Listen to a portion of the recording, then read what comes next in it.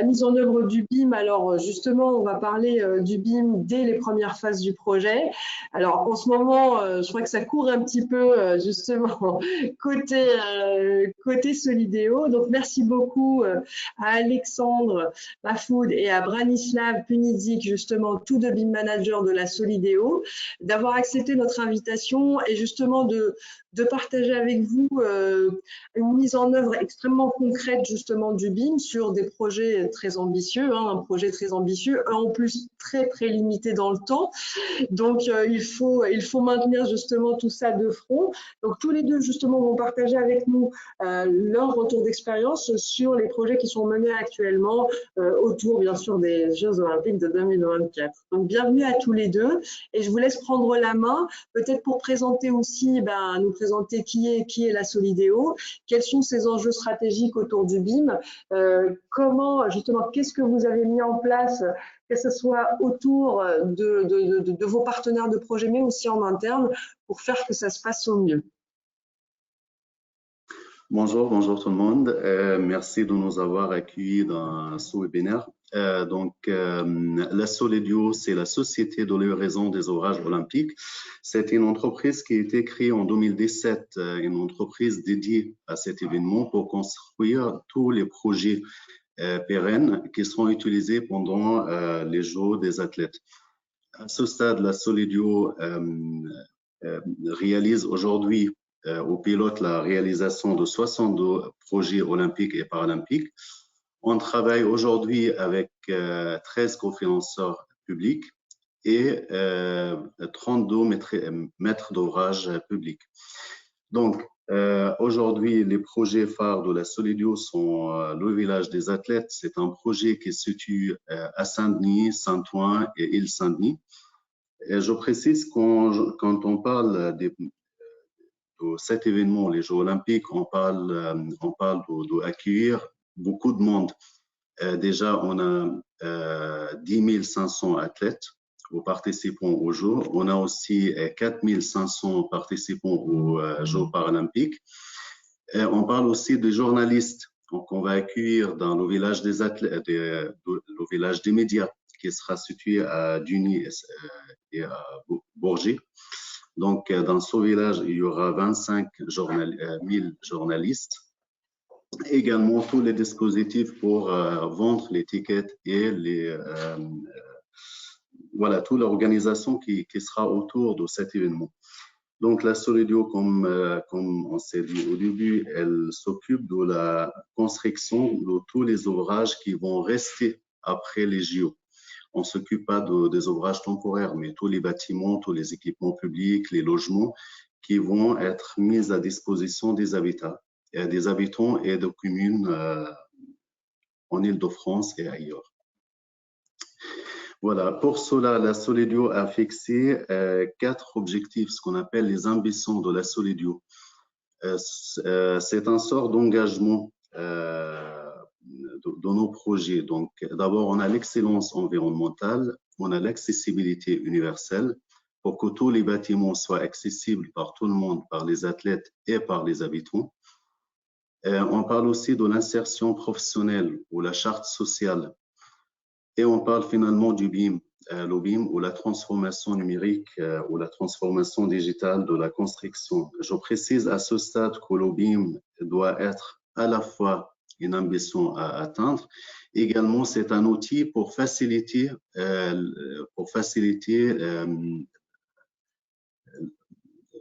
tous les autres objectifs.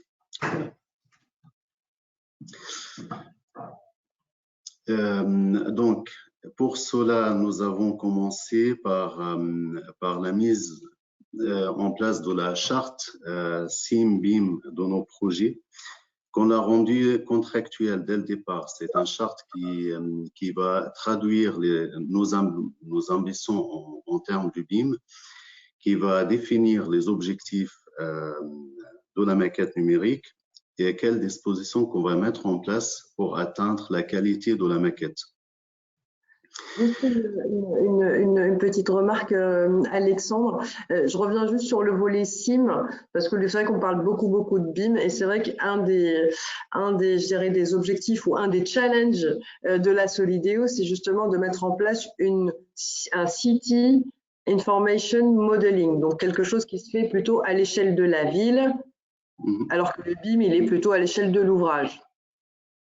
Tout à fait. Je précise que la Solidio a plusieurs casquettes. À la fois, on est aménageur, parfois on est superviseur de certains ouvrages, qu'on pilote, je veux dire, on pilote la construction ou l'achèvement de la construction de l'ouvrage. On est aussi des maîtres d'ouvrage pour certains projets. On est maître d'ouvrage direct des projets d'équipement et des projets des espaces publics. Et aussi, donc, on a mis en place cette démarche, la démarche SIM pour la réalisation des espaces publics. Voilà, qui va intégrer les espaces publics, qui va intégrer les bâtiments aussi. Voilà. Et le BIM, c'est une notion, comme le connaissent tous, c'est une notion qui concerne les bâtiments même. Oui. Donc, on a cette interface à grande échelle entre l'espace public et les bâtiments. Ça, ce qu'on appelle la démarche SIM-BIM. Très bien. Et donc, vous avez élaboré justement une charte SIM-BIM pour vos projets, justement, pour les projets justement qu'on évoque ensemble. Tout à fait, tout à fait. C'est une charte ou une démarche qu'on a mis en place dès le démarrage de nos projets grâce à une vision stratégique de la direction de l'entreprise. On voulait que cet événement soit un moteur de la transformation digitale pour nos partenaires ou sous-traitants. Voilà, genre, c'était une opportunité à atteindre, c'était une opportunité à exploiter. Voilà. Donc, dans cette démarche, aujourd'hui, on a produit la maquette numérique la plus grande en Europe. On a produit la maquette du village des athlètes. C'est une maquette qui s'étale sur 65 hectares, qu'on voit maintenant sur l'écran, qui comprend l'espace public et les bâtiments de tout corps d'État, nivellement, réseau urbain pour la partie aménagement urbain. Et pour les bâtiments, on a les maquettes des bâtiments. Donc, vous pouvez imaginer que chaque élément de cette maquette est classifié et organisé, il est nommé selon notre charte. Donc, finalement, le résultat, c'est une maquette énorme, exploitable, qui est valide pour tous les cas d'usage qu'on avait définis. Donc, pour la production de cette maquette, je précise qu'il y a 41 boîtes d'architecture qui ont travaillé ensemble. On a aussi 7 bureaux de paysage. On a 18 bureaux d'études généralistes ou spécialisés. On a aussi, plus tard, pendant la phase construction, on a les entreprises générales qui vont reproduire les maquettes ou qui vont réexploiter cette maquette. Et je précise aussi que la moitié des architectes n'étaient pas encore BIM ready. Donc, grâce à ce projet, ils ont commencé leur production BIM. Et donc, en fait, c'est intéressant de se dire que c'est souvent aussi l'opportunité de projets comme cela qui va pousser les acteurs qui n'ont pas toujours pris le temps ou n'ont pas trouvé le moment ou n'ont pas trouvé l'opportunité de passer en BIM. Ce projet-là, justement, a amené la moitié des cabinets d'architecture, par exemple, qui n'étaient pas en BIM au démarrage, justement, à être aujourd'hui BIM compatible ou BIM ready et continuer à travailler sur ce projet. Tout à fait, tout à fait. Pour cela, on a mis en place d'abord la charte, aussi les maquettes de référence, etc. Il y avait aussi une démarche de contrôle un peu progressive pour les maquettes. Genre, les architectes qui commencent le travail en BIM, l'enjeu, c'était la partie de modélisation, c'est d'avoir un modèle conforme, un modèle qui représente vraiment le projet. Et plus tard, on a augmenté petit à petit les exigences. Voilà. Toujours est-il qu'on a mis en place un cadre un peu global, avec des règles comme on est maîtrise d'ouvrage public, on ne peut bien sûr pas imposer de logiciel, mais on a imposé un cadre rigoureux, que ce soit avec le géoréférencement et la géolocalisation, avec un repère commun aussi qui nous sert comme deuxième vérification, et puis un peu des règles de nommage, des niveaux de détail graphique, des niveaux d'information. Mais donc là, encore une fois, à l'échelle d'un projet comme ça, c'est très important d'avoir tout le monde sur la même longueur d'onde et un résultat conforme.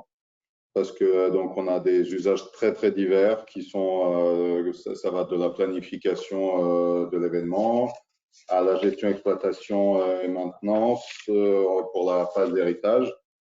Et puis aussi on a des usages comme l'interopérabilité SIG pour les divers sujets d'innovation qu'on a en interne sur le village. Et puis également la sécurité. Et donc ce projet nous a permis vraiment d'exploiter la maquette numérique d'une façon plus poussée.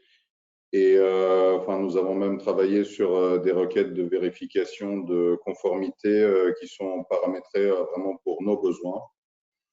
Tout à fait. Pour assurer une conformité globale des livrables. Exactement. Et la maquette du village des athlètes, c'est, comme on s'est dit, c'est la maquette la plus grande en Europe. C'est une maquette qui est composée de petites pièces de mosaïque ou de petits fichiers individuels.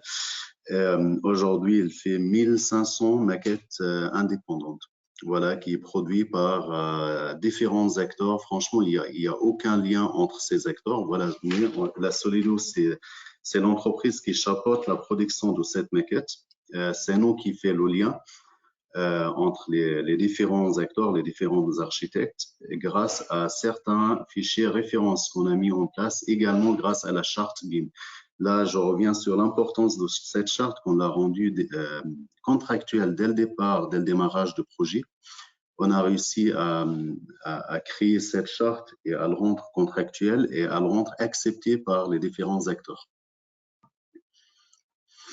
Ensuite, dans les projets de la Solido, il y a un autre projet phare, c'est le village des médias, c'est le village qui va accueillir les 25 000 journalistes. C'est un projet qui se situe au Duny et dans le Bourget aussi. C'est un projet qui est situé dans les deux communes. Donc, c'est un projet qui comprend un programme immobilier qui sera utilisé à la fois par les journalistes pendant la phase JO, pendant les Jeux olympiques, et le lendemain, ça sera revendu aux habitants. Cette ZAC comprend également des espaces publics, des équipements, des écoles, gymnases, etc. Donc, on construit des pièces de la ville tout en respectant les exigences ou les ambitions initiales, l'excellence environnementale, l'accessibilité et l'insertion sociale. Et le BIM, c'est l'outil qui va aider tout le monde à atteindre ces objectifs. Donc, le projet ou la maquette du village des médias s'étend sur 30 hectares. Elle comprend les différents corps d'État et les différents corps de métier. Alors, moi j'ai deux remarques. Donc, moi, ce que je perçois, c'est d'un côté, donc je récolte énormément de données. D'accord, je récolte énormément de données, je mets le cadre opérationnel finalement qui permet justement de récolter cette donnée-là. D'accord. Et donc, du coup, cette donnée-là aujourd'hui, vous allez avoir des usages liés à la poursuite, je dirais, ou à la validation des conceptions, à la coordination. Vous développez donc plusieurs cas d'usage autour de ça.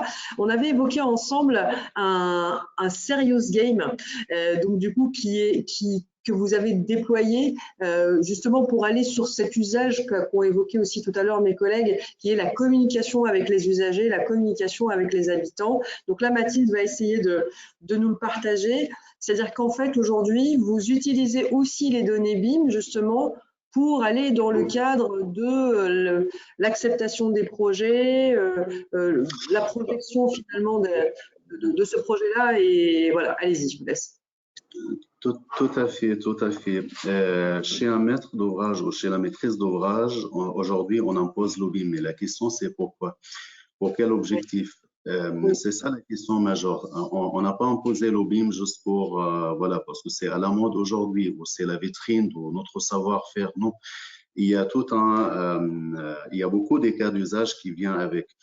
Là, par exemple, on parle de notre Serious Game ou l'outil qu'on a mis en place pour présenter le projet Village des athlètes. Je précise que le projet Village des athlètes comprend deux phases. On a la phase jeu et on a la phase héritage. La phase jeu, c'est la configuration du projet pendant les Jeux olympiques, pendant les semaines de cet événement.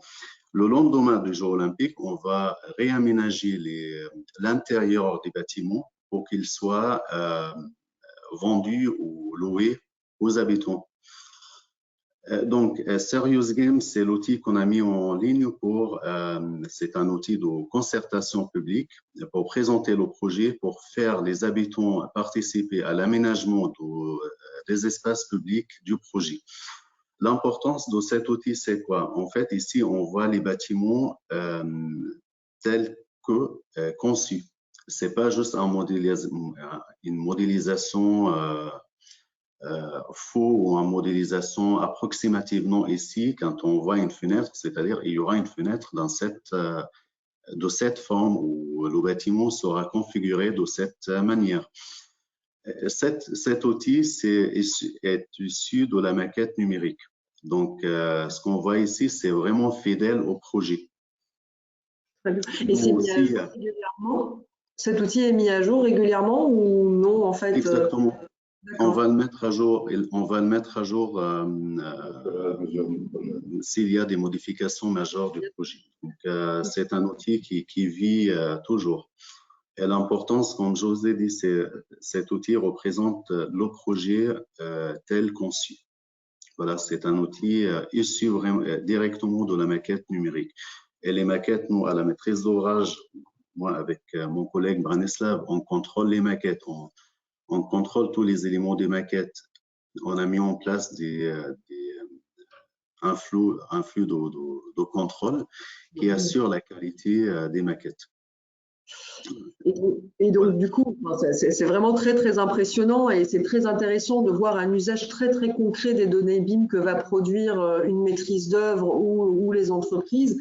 Il est clair que se projeter dans dans une vision un peu globale du projet est très intéressant pour tous les acteurs du projet, clairement. Mais ce que je comprends aussi quand même, c'est qu'il y a aussi, de la part d'une maîtrise d'ouvrage telle que la vôtre, il y a aussi une mobilisation de ressources humaines et technologiques qui doit être mise en œuvre pour que ça fonctionne finalement, pour que toutes les données qui sont produites par les maîtrises d'œuvre ne restent pas entre les mains des maîtrises d'œuvre en fait et des entreprises. Tout à fait. Nous avons essayé de s'éloigner un petit peu du discours commercial du BIM. Oui. Aujourd'hui, il y a beaucoup de communication autour du BIM, mais parfois c'est surréaliste. Donc, nous, dès le départ, on a décidé d'adopter une démarche de full BIM ou full SIM BIM opérationnel. On cherchait le BIM ou le SIM rationnel qui sert à nos objectifs. On a mis en place d'abord toutes les dispositions qui vont nous aider à réceptionner des maquettes conformes. Par exemple, ce qu'on voit dans ce slide, c'est la maquette du nuage de points d'un de nos projets sur lequel on est maître d'ouvrage direct.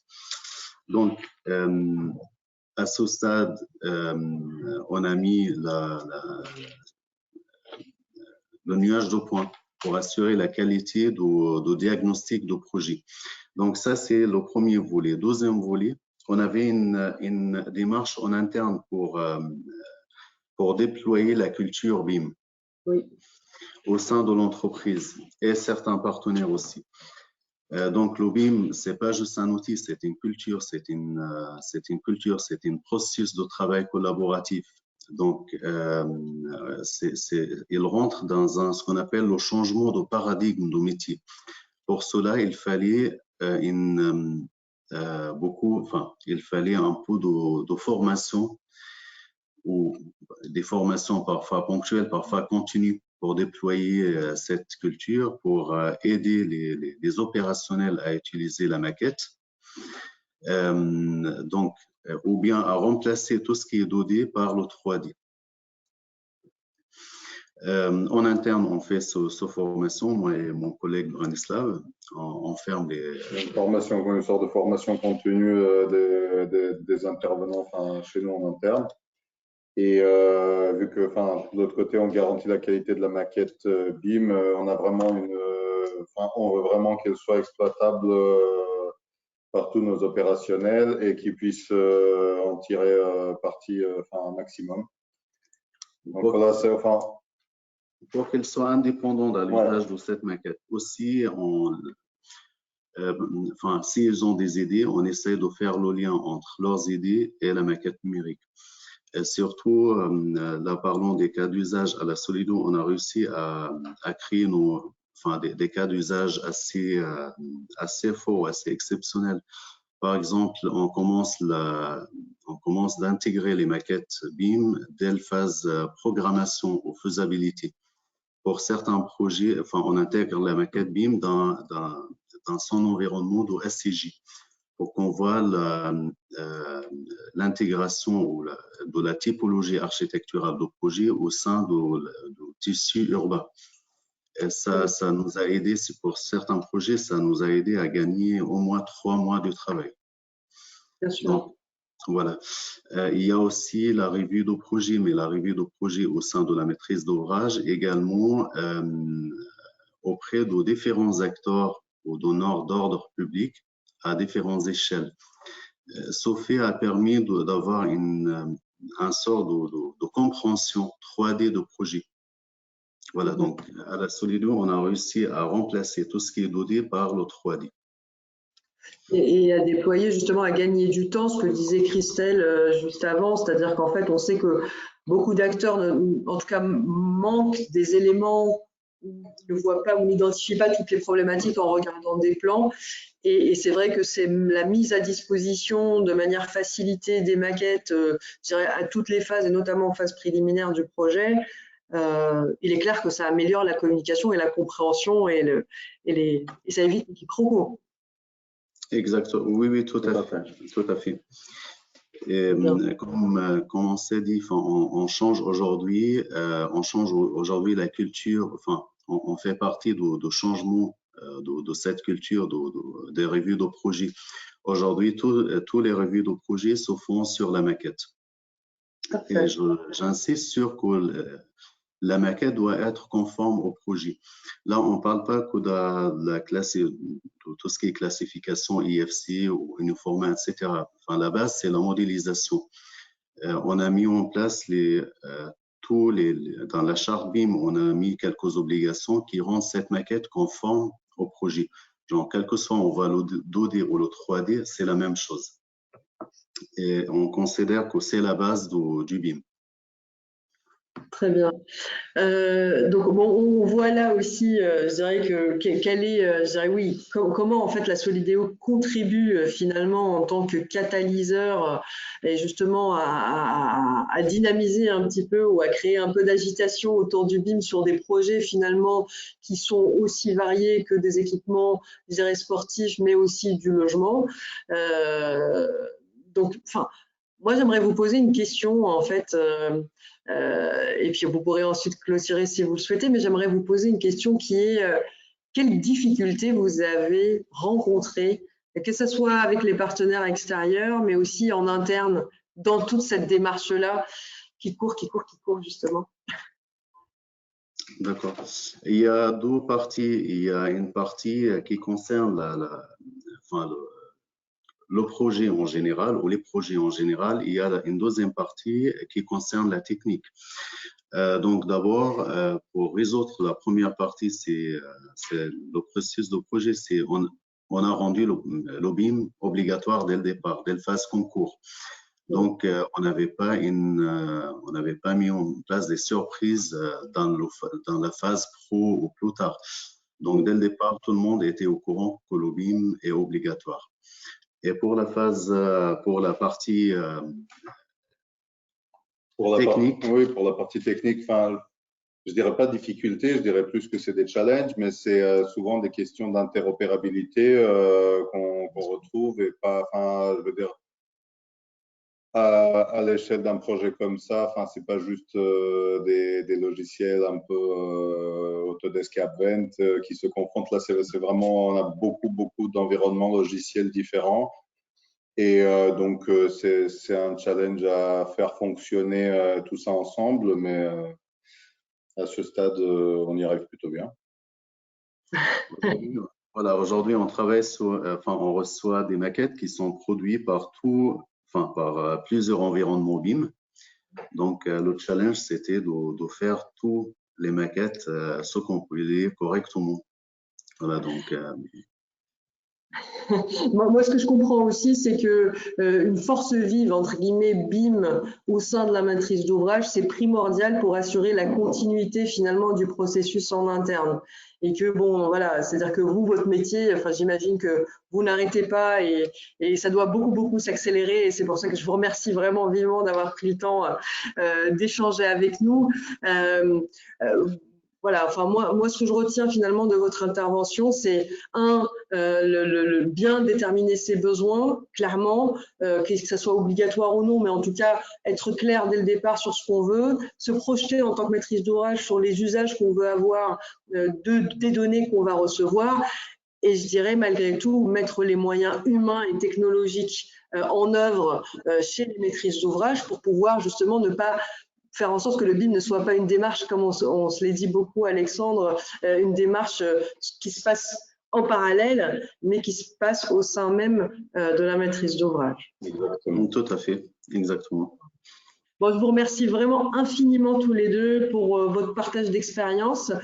C'est pareil, si vous souhaitez continuer avec Alexandre et l'équipe BIM de la Solideo, vous pouvez les suivre sur LinkedIn ou passer par le site Man & Machine qui n'hésitera pas à partager avec vous ces informations.